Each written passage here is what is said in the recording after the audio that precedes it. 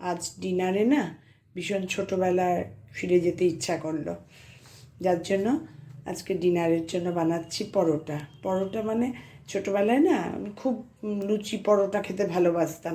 সন্ধে হলেই মাকে বায়না করতাম। আর তখন তো আর অত ফ্রিজ ট্রিজ ছিল না। মা তাড়াতাড়ি করে আটা মেখে মানে রুটির মতো বেলে ভেতরে চিনি দিয়ে পরোটা বানিয়ে দিত। মিষ্টি রুটি, মিষ্টি পরোটা, চিনির পরোটাও বলতাম। আমি ম্যাক্সিমাম বলতাম মিষ্টি রুটি। তা আজকে তাই ছোটো মেয়েরও শখ হয়েছে একটু, মা তোমার সেই মিষ্টি রুটি বানাতো। বড় মেয়ে খুব ভালোবাসতো, ওকেও মাঝে মাঝে বানিয়ে দিতাম। ওর আবার এত এইসব মিষ্টির দিকে এত ঝোঁক নেই ছোটো মেয়ের, যার জন্য আজকে বললো, তাই ভাবলাম ঠিক আছে তাহলে বানাই। কর্তা তো আবার মিষ্টি দেওয়া খাবে না, ওর জন্য কটা পেঁয়াজ দিয়ে বানিয়ে দেবো। তা কী করে বানাচ্ছি তোমাদের দেখাচ্ছি, দেখো। এই মিষ্টি রুটি বানানোর জন্য আটা নিয়ে নিয়েছি। আটার মধ্যে একটু নুন দিয়ে যেরকম নর্মাল টেম্পারেচারে জল দিয়ে মাখি সেরকম মেখে নেব।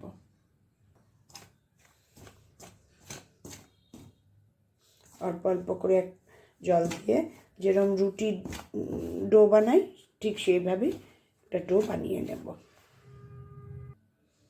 এরকম নরম করে একটা ডো বানিয়ে নিলাম। এবার এটা কিছুক্ষণ রেস্টে রেখে দেবো, 2-4 মিনিট, বেশিক্ষণ নেই, 5-7 মিনিট রাখলেই যথেষ্ট। তারপর দেখাচ্ছি।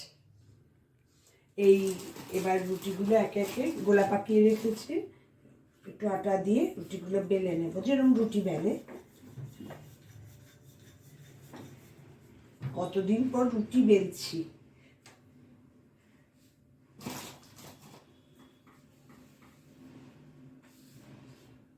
কিছুই না, অথচ খেতে অসাধারণ। ছোটবেলার কথা পুরোভাবে মনে পড়ে যাওয়া।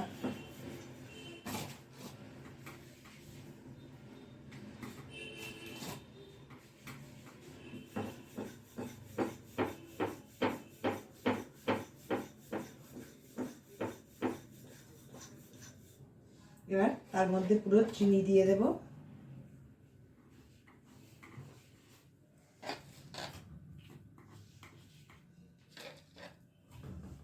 দিয়ে এবার রুটিটাকে এইভাবে পুরো আটকে দেব, পুরো দুটো মুখ লাগিয়ে দেব। ব্যাস হয়ে গেল মিষ্টি রুটি। একদম খুলবে না, আর এত সুন্দর লাগে খেতে। আরেকটা দেখাই, কর্তার জন্য করবো এরমভাবেই পেঁয়াজ দিয়ে। ও যেহেতু চিনি দিয়ে খাবে না,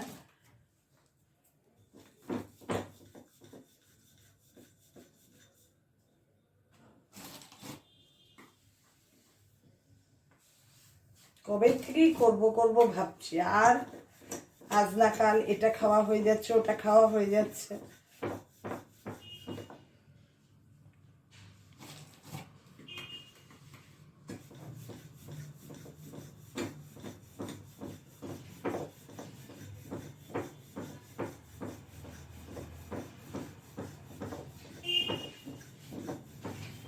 সবগুলো আগে বেলে নেব, নিয়ে পরে ভাজা আরম্ভ করব। এখানেও এই একইভাবে পেঁয়াজটা দিয়ে দেব।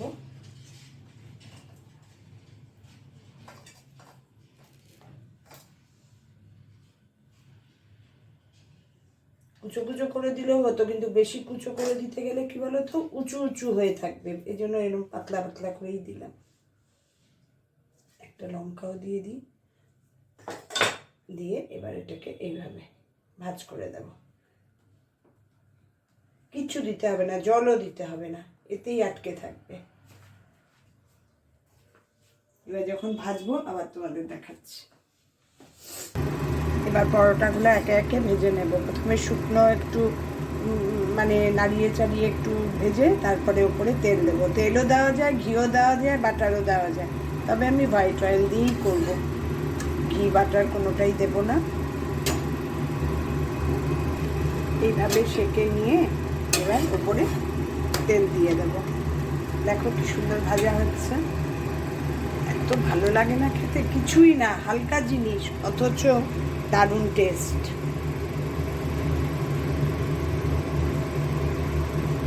অল্প তেল দেবো, তাই জন্য 1 ঘন্টা ধরে ঢালছি, আর অনেকটাই পড়ে গেছে। যাকে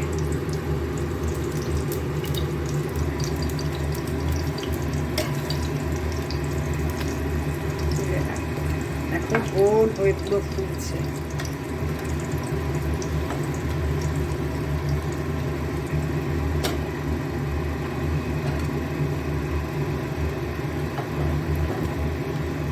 কড়া করে ভেজে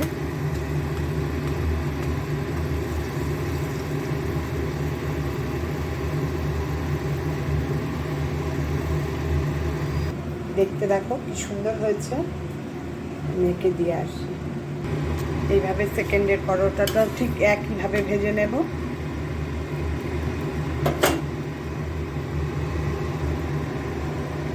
এইভাবে একে একে সবগুলো পরোটা প্রথমে আগে একটু সেঁকে নেব, সেঁকে অল্প একটু তেল দিয়ে নাড়িয়ে চাড়িয়ে ব্যাস।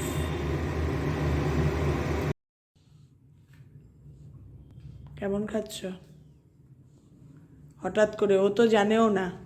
মেয়ের বায়নাতে করেছি, ভাবলাম ওর জন্য তাহলে দুটো কি তিনটে করি পেঁয়াজ দিয়ে। ভালো হয়েছে খেতে। তার মধ্যে লঙ্কাও দিয়েছি তোমারটার মধ্যে। গরম গরম খাবার মন খুশ হয়ে যায়। আমার সেই ছোটোবেলার খাবার দেখিয়ে আজকের ভিডিওটা শেষ করলাম। আবার আমি সেই ছেলেবেলায় ফিরে গেলাম। তোমাদের যদি ভালো লেগে থাকে আমার এই টুকটাক ভিডিও, লাইক কমেন্ট শেয়ার করো, আমার চ্যানেলটা সাবস্ক্রাইব করে নিও। আমি এরকম অনেক কিছুই দেখাবো, আমার সেই ছোটবেলার বাচ্চামি অনেক কিছুই। তোমরা সবাই ভালো থেকো, সুস্থ থেকো, সাবধানে থেকো। টাটা, শুভরাত্রি। টাটা করে দাও সবাইকে। টাটা।